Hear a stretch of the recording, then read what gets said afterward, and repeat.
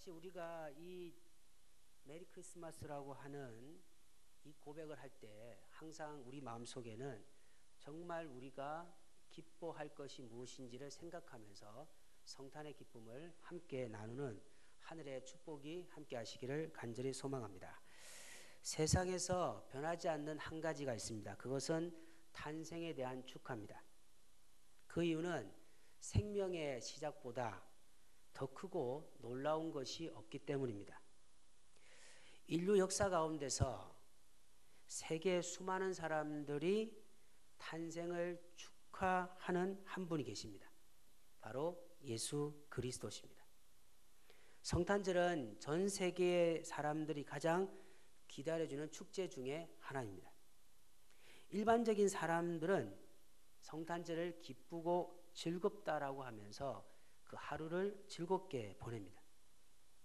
저도 믿음이 없을 때는 일반 사람과 동일하게 성탄절은 행복하고 기쁜 날이라고 하는 그냥 자연스러운 생각 속에서 성탄절을 보냈던 기억이 있습니다.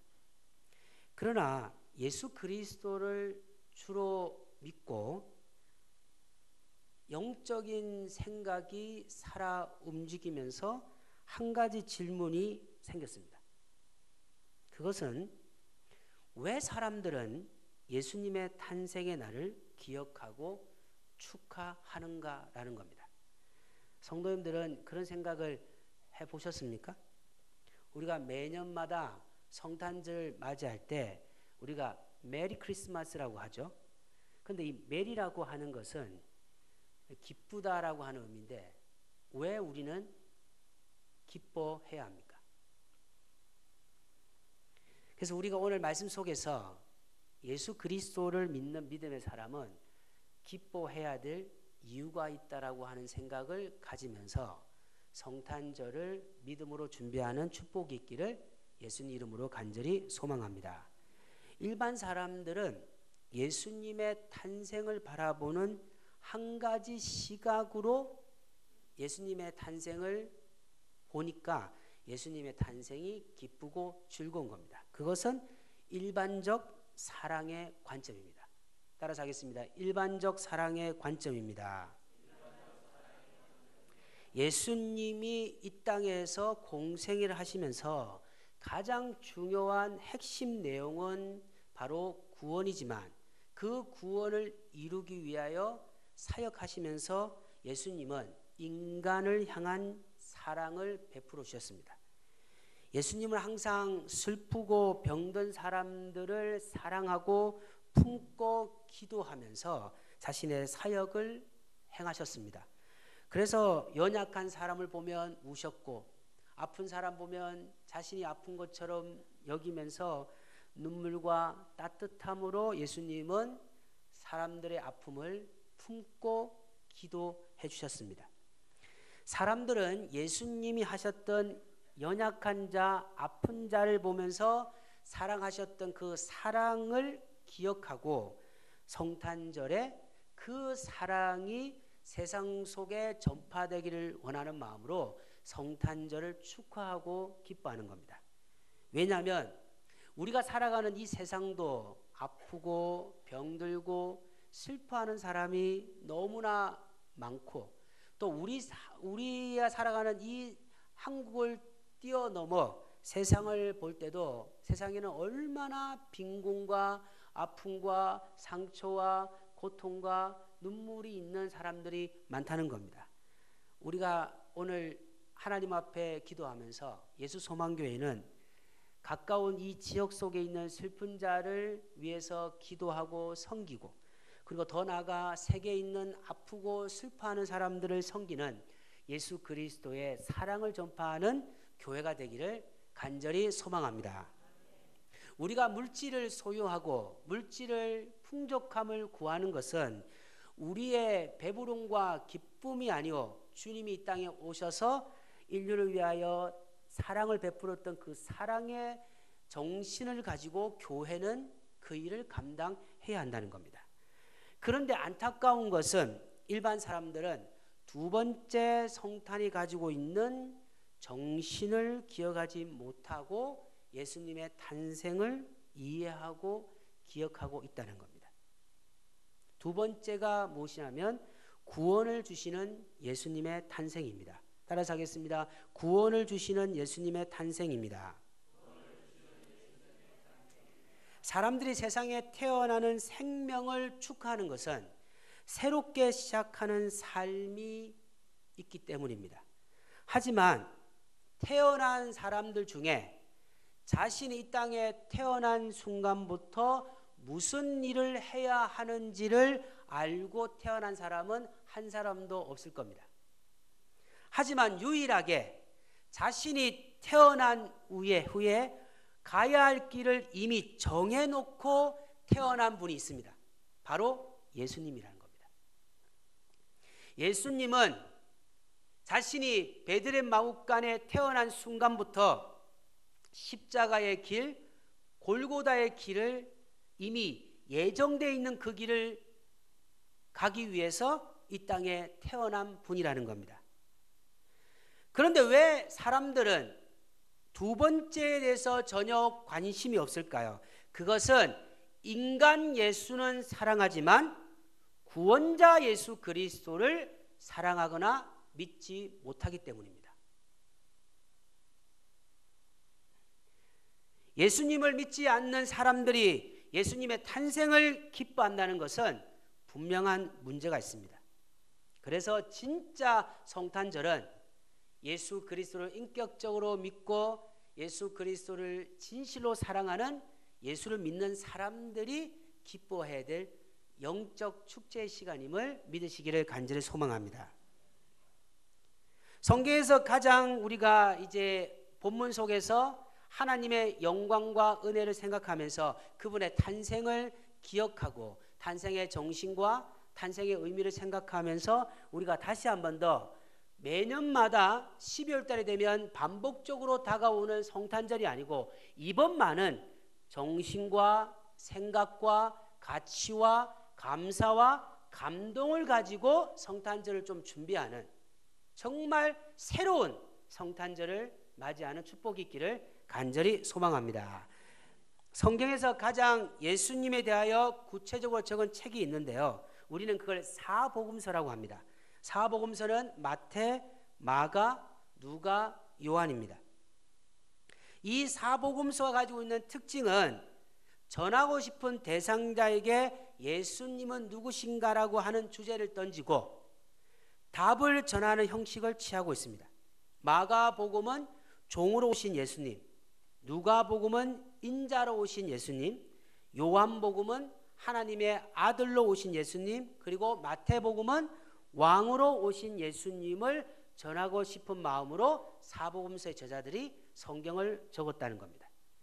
그러면 마태는 왜 유대인들에게 예수님이 왕이라는 사실을 전하고 싶었던 것일까요? 마태는 유대인들이 예수님을 바라보는 관점이 변하지 않으면 결단코 예수님을 구원자로 영접할 수 없다라고 생각했습니다. 대부분의 사람들은 크리스마스를 자신이 즐기는 시간으로 인식합니다. 그래서 성탄절이 가장 타락하고 성적으로 문란하고 그리고 육체의 쾌락만을 추구하는 날로 이미 변질되어 버렸습니다. 그 이유는 예수님을 진정한 구원자로 믿지 못하기 때문입니다. 마태가 활동했던 시대의 유대인들도 예수님을 구주로 영접하지 않고 있다는 거죠. 이유는 보통 우리가 특별한 삶을 살아가는 사람들은 일반 사람들과 떨어져 살다가 갑자기 몇십 년 만에 나타나서 신비로운 능력을 행함으로 자신이 특별한 사람임을 전했는데 예수님은 전혀 그렇지 않다는 거죠.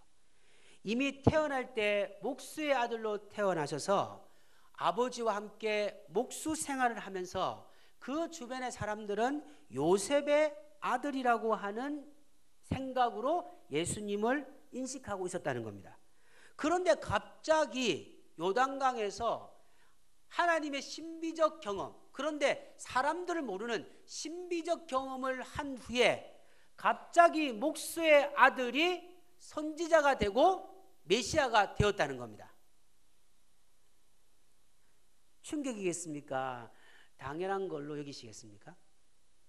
여러분 주위에 있는 여러분과 친한 분의 아들이 갑자기 자신이 메시아라고 한다면 우리가 정상적으로 받아들이겠습니까? 그런데 실제 그분의 메시지를 들으니까 다른 거예요. 병자를 치료하고 귀신을 쫓아내는 거 보면 아, 저분은 특별한 분이라는 사실은 느끼겠는데, 자신이 그렇게 조상들부터 바라보고 기대했던 진정한 메시아인가라고 하는 생각은 유대인들이 받아들이지 못하고 있다는 겁니다.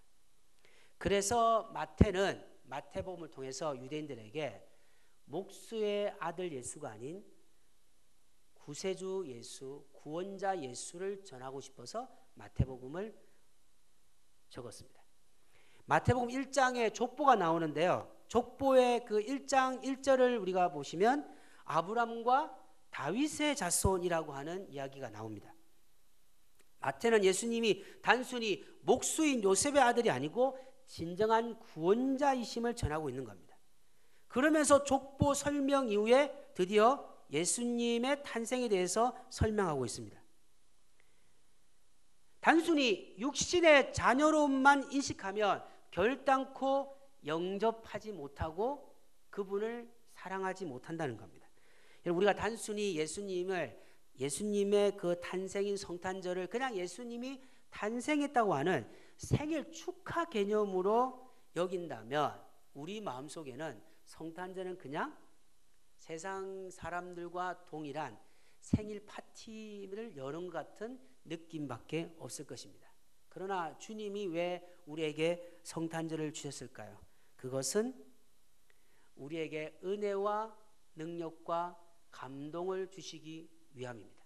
그러면 우리가 예수님을 어떤 시각으로 봐야만이 성탄절을 정말 감사와 기쁨으로 드릴 수 있는지 오늘 몇 가지 살펴보면서 우리가 하나님 앞에 나가기 바랍니다. 첫 번째, 예수님은 중보자이신 예수님입니다. 20절 21절 읽어보겠습니다. 시작. 주의 사자가 현명하여 이르되 다윗의 자손 요셉아 네 아내 마리아 데려오기를 무서워 말라. 그 잉태한 자는 성령으로 된 것이라. 아들을 낳으니 이름을 예수라 하라. 이는 그가 자기 백성을 그들의 죄에서 구원할 자이심이라 하니라. 마태는 유대인들에게 마리아가 예수님을 가졌을 때 이야기를 지금 언급하고 있습니다.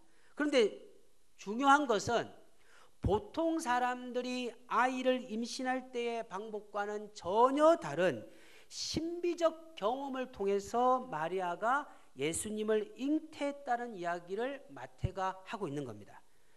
마태는 유대인들에게 실제적으로 육신의 아버지는 목수였던 요셉이지만 예수님은 하나님의 구속의 역사를 통해서 이 땅에 태어난 영적인 존재임을 설명하려고 하는 겁니다.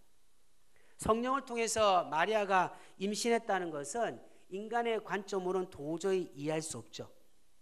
그래서 믿음은 언제부터 시작되느냐? 성령으로 예수님이 잉태되었다고 하는 이 사실을 믿음으로 고백한부터 시작된다고 하는 분도 있습니다. 여러분은 성령으로 잉태됨을 믿으십니까? 그런데 왜 여러분들 이성으로는 말도 안 되는 성령으로 잉태되었다고 하는 것은 예수님이 이 땅에 오실 때의 중요한 역할을 감당하기 위해서는 하나님의 영의 능력으로 태어나야 하기 때문입니다. 바로 오늘 첫 번째 제가 말씀드렸던 중보자의 역할을 하기 위함입니다. 디모데전서 2장 5절을 우리가 한번 보겠습니다. 시작. 하나님은 한 분이시오. 또 하나님과 사람 사이의 중보자도 한 분이신 그 사람이신 그리스도 예수라. 제가 말씀드렸지 않습니까? 이 세상에 태어날 때 이미 가야 할 길을 정해지고 태어난 분은 예수님밖에 없는데 그분이 이 땅에 오신 이유가 뭐냐? 하나님과 인간 사이의 중보자로서 우리를 하나님께로 인도하는 영원한 인도자로 이 땅에 사역을 시작하기 위해서 베들레헴 마옥간에 태어나셨다는 겁니다. 중보자라고 하는 것은 하나님과 인간 사이의 관계를 성립시키고 화해를 가져오는 역할을 감당한다는 겁니다. 예수님께서 성령으로 태어나신 이유는 바로 완전한 신성을 가지고 이 땅에 태어나심을 통하여 인간과 하나님의 그 끊어진, 그 완전히 무너져버린 관계를 회복하기 위해서 이 땅에 육신의 몸으로 오셔서 자신의 삶을 희생함으로 하나님과 인간 사이에 영원한 관계를 회복시켜 주셨음을 감사와 찬양을 드립니다. 그래서 우리가 여러분 하나님을 아버지라 부르고 하나님을 영원한 구원자라고 부르고 우리가 하나님을 영원히 모실 수 있는 것은 이 땅에 예수 그리스도가 오심을 통하여 십자가의 길을 가셨기 때문에 우리가 하나님을 아버지라 부를 수 있는 특권을 갖게 된 것입니다. 여러분, 성탄절은 중보자의 그분이 오신 기쁨이지만 고통의 길을 선택한 주님의 첫 번째 출발이라는 사실을 기억한다면 우리가 성탄절 그냥 즐기고 기뻐하는 날만 여기는 것이 아니고 그분의 눈물과 그분의 아픔을 생각하는, 하나님의 사랑을 생각하는 영적 시간이 되시기를 간절히 소망합니다. 21절에 보시면 예수님에 대한 이야기가 나오는데요. 예수라는 이름은 이미 태어나기 전에 이름도 이미 지어져서 예수님은 태어나셨습니다. 예수라는 이름은 그가 자기 백성을 그들의 죄에서 구원할 자이십니다. 예수님이 이 땅에 태어나시기 전에 이미 얻은 이름입니다. 그러므로 태어나기 전에 이미 정해진 길을 갔던 분이 예수님입니다.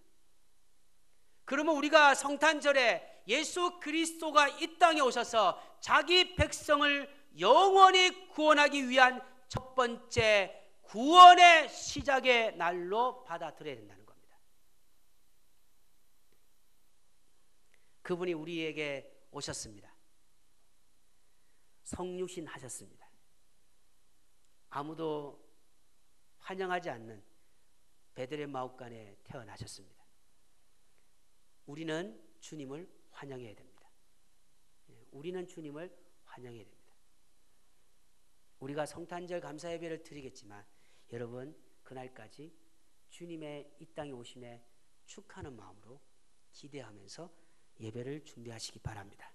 두 번째, 예수님이 이 땅에 오신 이유는 뭐냐? 바로 우리와 함께 하심입니다. 따라서 하겠습니다. 우리와 함께 하심입니다.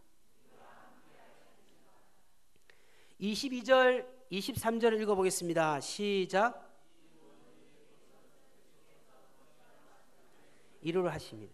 이러시되 보라 처녀가 잉태하여 아들을 낳을 것이니 그 이름은 임마누엘이라 하리라 하셨으니 이는 번역한즉 하나님 우리와 함께 계시다 함이니라. 아멘. 여러분에게 이 복이 함께 하시기를 간절히 소망합니다. 유대인들이 가지고 있는 하나님에 대한 인식은 하나님은 경외함의 대상이고 두려움의 대상이라는 겁니다. 그래서 율법을 지키지 않으면 하나님께 나아갈 수 없다고 생각하고 제사를 드리지 않으면 하나님은 용서하지 않으신다라고 생각하기에 매일매일 하나님께 나가는 것이 아니고 정해진 날에 제사를 통해서 하나님께 용서를 구하는 일을 감당했던 사람들이 유대인이라는 겁니다. 마태는 이 땅에 오신 예수 그리스도를 유대인들에게 전하면서 이제는 우리의 삶 속에 하나님이 찾아오셨음을 가르쳐 주고 싶었던 겁니다. 하나님의 사랑이 우리와 함께함을, 하나님이 우리를 너무 사랑하시기에 예수 그리스도를 이 땅에 보내셔서 이제는 우리가 하나님을 필요할 때, 하나님의 도우심이 필요할 때, 재물이 없어도 우리의 마음만 있으면, 우리의 믿음만 있으면 언제나 찾아가시면 따뜻하게 우리의 품으로, 그분의 품으로 우리를 안아주실 우리의 진정한 하나님이 이 땅에 오셨다는 사실을 가르쳐 주고 있습니다. 바로 임마누엘입니다. 임마누엘.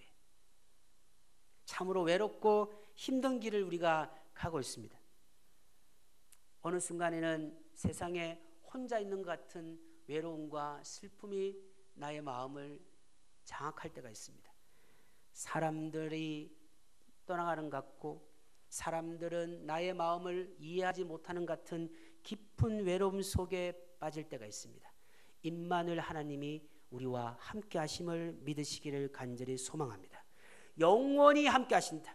가난하든 부하든 권력이 많든 있든 상관없이 우리 안에 예수 그리스도를 사랑하는 진실한 믿음만 있으면 슬플 때 위로하시고 아플 때 격려하시고 넘어질 때 일으켜주시는 임마누엘 하나님이 이 땅에 오신 날이 바로 성탄절이라는 거죠.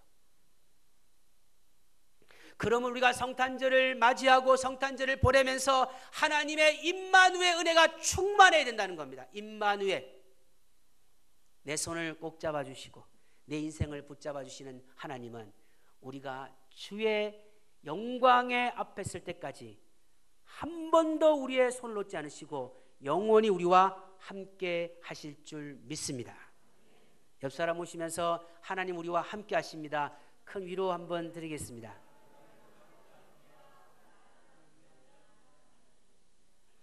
영원히 하나님은 우리와 함께 하십니다. 우리 예수 소망교회와 함께 하시고 우리 사랑하는 우리의 가정에 하나님은 함께 하실 줄 믿습니다. 그리고 우리 사업장에 함께 하실 줄 믿습니다. 우리의 영혼에 함께 하실 줄 믿습니다. 임마누엘 하나님이 영원히 우리와 함께함의 시작이 바로 이 땅에 주님이 오신 성탄절이라는 거죠. 유대인은 영원히 함께할 하나님을 만나기를 원하는 겁니다. 매일매일 하나님을 기대하기를 원하는 것이죠. 이사야 7장 14절을 보시면 같이 읽어보겠습니다. 그러므로 주께서 친히 징조를 너에게 주실 것이라. 보라, 처녀가 잉타하여 아들을 낳을 것이요 그의 이름을 임마누엘이라 하리라.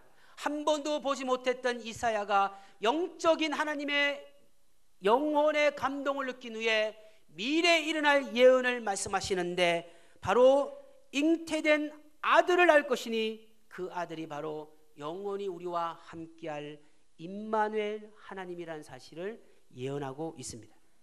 유대인들은 이미 이사야가 인류의 죄를 해결하고 영원히 함께할 메시아가 오실 것을 성경 속에 전한 것을 알고 있지만 그들의 마음속에는 목수의 아들 예수를 영원히 자신들이 기대했던 메시아로 받아들이기가 힘들다라는 거 하는 것입니다.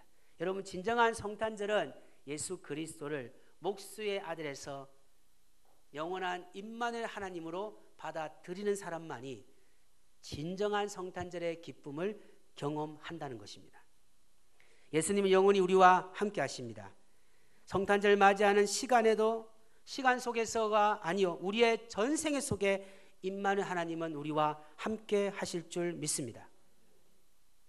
우리의 사랑은 부족하고 약하지만 하나님의 사랑은 절대적이고 은혜가 영원하다는 사실을 믿으시기를 간절히 소망합니다. 성탄절의 주인은 산타가 아닙니다. 성탄절은 육신의 쾌락을 즐기는 시간이 아닙니다. 성탄절은 우리와 함께 하시는 주님을 찬양하고 주님을 경외하는 날입니다. 성탄절의 분주한 삶에서 다시 한 번 더 우리와 영원히 함께 하시는 주님을 기억하고 자신의 삶을 돌아보는 축복이 함께 하시기를 간절히 소망합니다. 우리는 주님을 사랑하고 주님을 경외해야 될 하나님의 거룩한 명령을 받은 하나님의 사람임을 잊지 마시기를 예수님 이름으로 간절히 소망합니다. 말씀을 정리하겠습니다. 우리는 매년마다 성탄절 감사 예배를 드립니다. 사람들은 12월 25일 되면 우리가 처음에 시작할 때 메리 크리스마스라고 축하하면 서로가 인사합니다.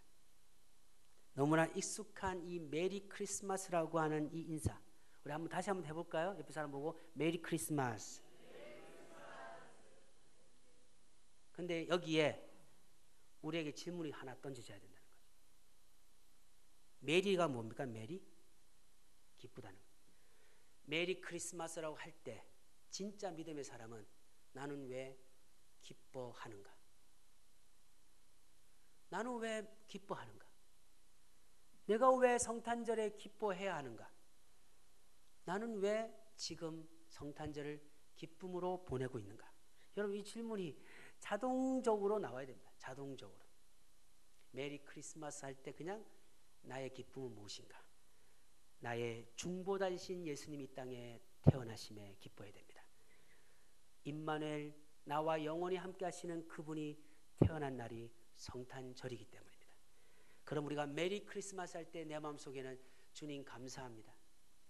중보자로 오심에 감사합니다. 나와 함께 하심에 감사합니다. 그 마음으로 여러분 성탄절을 기뻐하고 성탄절에 감사하며 우리의 남은 인생 가운데서 매일매일이 주님께 감사하는 하늘의 축복이 있기를 주 예수 그리스도 이름으로 간절히 소망합니다.